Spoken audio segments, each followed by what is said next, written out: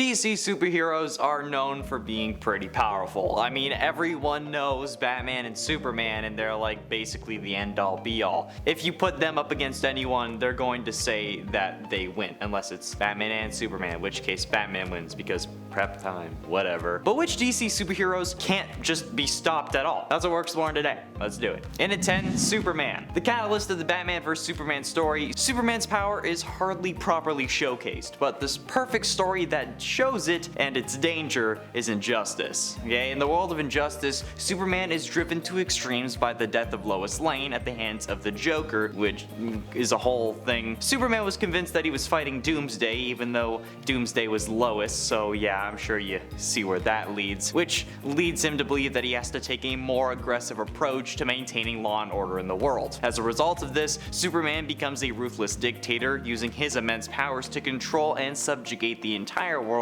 and killing anyone who opposes him. He's willing to use violence and force to achieve his goals, and quickly becomes a symbol of fear and oppression rather than hope and justice. One of the most interesting aspects of the Injustice version is like the way that Superman's portrayed as a tragic figure, because like while his actions may be extreme and villainous, he's motivated by a sense of loss and doesn't want it to happen to anyone else. But this doesn't justify it, and it just shows you how strong he actually is if he wanted to be evil. It also makes him butt heads with the original version of Superman that they have to bring over from his Earth to help them beat their version. So yeah, the only way that this Superman could be stopped is with another Superman. In at 9, The Flash. Okay, literally though, this is a feeling I've seen every Flash fan express at one point or another in their fandom live. That this dude is so fast, nothing should be able to stop him, and honestly, that's a valid argument. I mean, not only is he super fast, but he also is super fast because of the Speed Force, which is a separate, basically godlike entity that chose him to give speed to. This guy's been able to run on water, run up air like it's a damn staircase, beat instantaneous teleportation,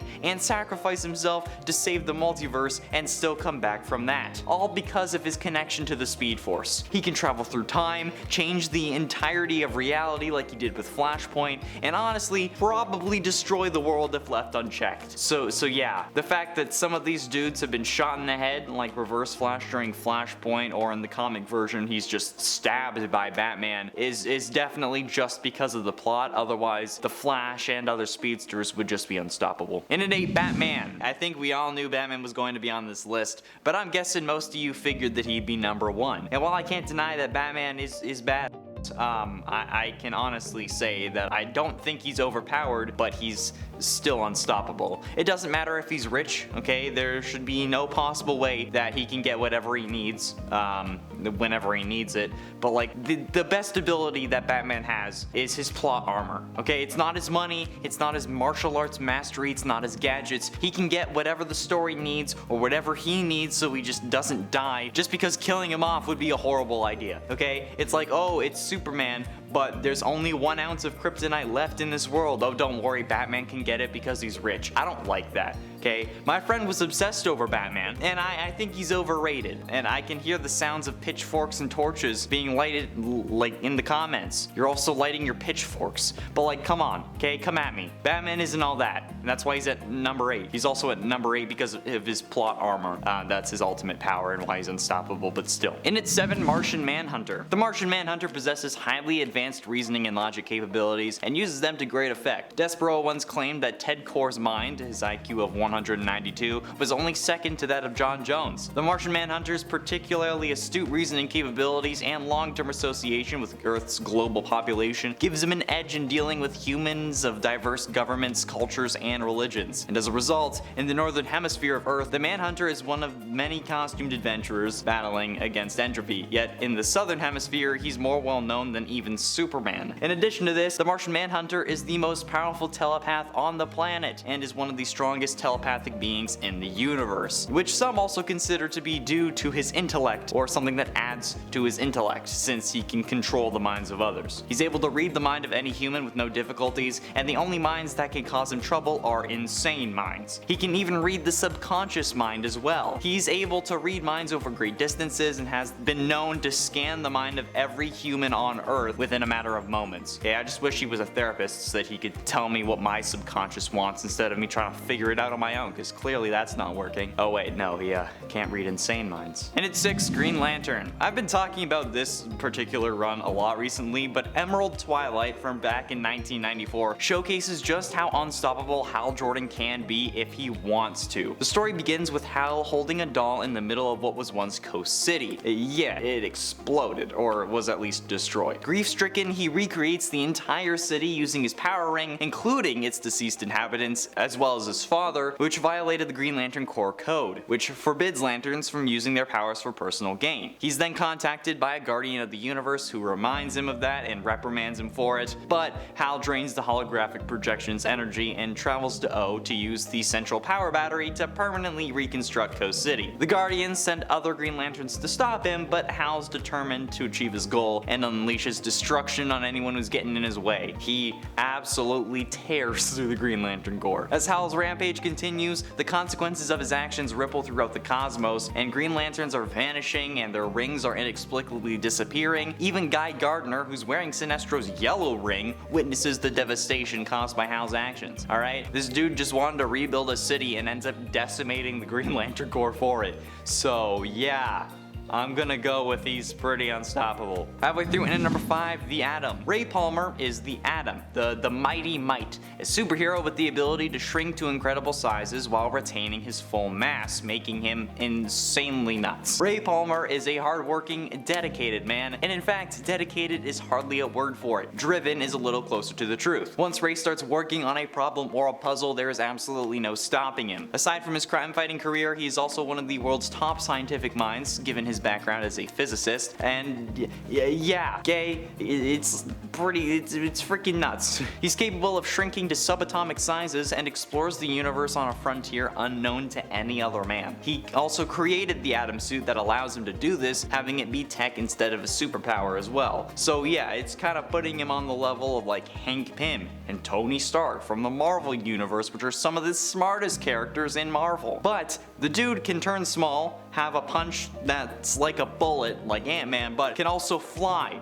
while small, instead of being stuck on the ground. So yeah, I think it's fairly safe to say that Ray holds a powerful spot in the DC universe. Or at least he's up there, okay? And at 4, Wonder Woman. The Dark Knight's death metal story wrapped up early 2021 with issue number 7, and in that issue, and the issue before, we see Wonder Woman at her most powerful yet. In a godlike form that's even more powerful than a god, as the Cosmic puts it, she has been a god before, but at this moment, she's more. At this point, she's ascended past godhood and can see all of time and all realities. Yeah, she sees every Earth timeline and every Earth. And she faces off against the Batman, who laughs in his most powerful form. The fight is so intense that they hit each other through time itself. Diana here is charged with anti-crisis energy, a concussive force that links all of history and all lives as one story. Then she moves on to become one of the hands that creates the multiverse going forward, with no walls and greater possibilities. She aids in creating the future state story that we see in the issues following, and that is seemingly the centerpiece of DC 2021 and the new world, I guess you could say. So yeah, Wonder Woman becoming a god and remaking the universe seems pretty unstoppable to me, considering how no one stopped her. And at 3, Aquaman. Oh, look at that, I managed to reference Flashpoint twice on this number. Hell yeah, or this list. Hell yeah. In the animated Flashpoint Paradox movie and the comics, the world is much different to what it originally was. Mostly due to the war between Aquaman and Wonder Woman, who end up being the villains of the movie, and it's a lot. Thanks to them being former lovers while Aquaman was married to Mira. who Wonder Woman then killed when Mira tried to get her revenge. Yeah, but considering how it's Amber Heard, I kind of get it. But to be fair, she also wears Mira's crown running around, so it's not like she's really saying, oh, it was self-defense. She's just like taunting him. However, this war resulted in the destruction of the planet at the literal moment that Barry was able to get enough speed to go back into the Speed Force, okay? It's a suspenseful moment where Reverse Flash has just been killed by Batman so that Barry would have enough speed to run back and stop himself from saving his mother. But yeah, he managed to get into the Speed Force before the world's destruction caught up with him, but the world was still destroyed. So you know what, that's good enough for me. Okay, this version of Aquaman was only stopped when the world ended. So yeah, yikes. We thought he was only good in the water. But ultimately, into number 2, the Spectre. Spectre is the embodiment of divine vengeance and serves as a member of the enforcers of God's will. When someone is nearing death, Spectre utilizes them as a vessel to carry out the universe's purpose. In an attempt to save John Constantine, who had caused a major disruption by altering the timeline, Spectre intervened. He guided and protected Barry Allen through the Speed Force, shielding him and the new universe from Darkseid's pursuit. However, this upset the cosmic balance, and the universe sought to punish Constantine for his actions. Despite recognizing Constantine's past deeds and offering him a seemingly idyllic eternity with his loved ones in the House of Mystery, Constantine's self-loathing transformed the experience into a nightmarish existence. When Constantine confronted Spectre and explained the circumstances, the Spectre realized his inability to offer further assistance. But like, still, the Spectre has the powers of a god. He's literally just the form of God's wrath, as just a thing that can move from undead body to body. Yeah, that's gonna be unstoppable. It's freaking God's wrath as a manifestation. Damn. And finally, into number 1, Dr. Manhattan. Technically it counts.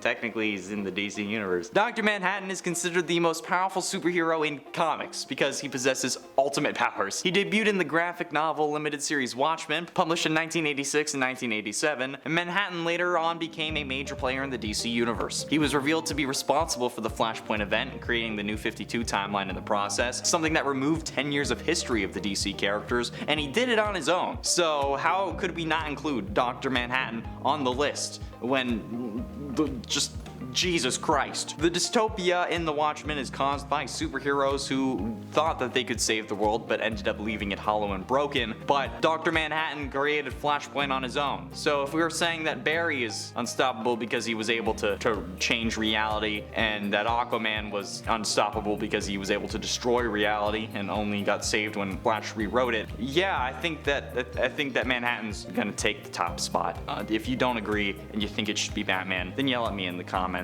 Alright, that's fine. I've accepted it. Thanks for watching. Click the video that's popping up on screen. See you later.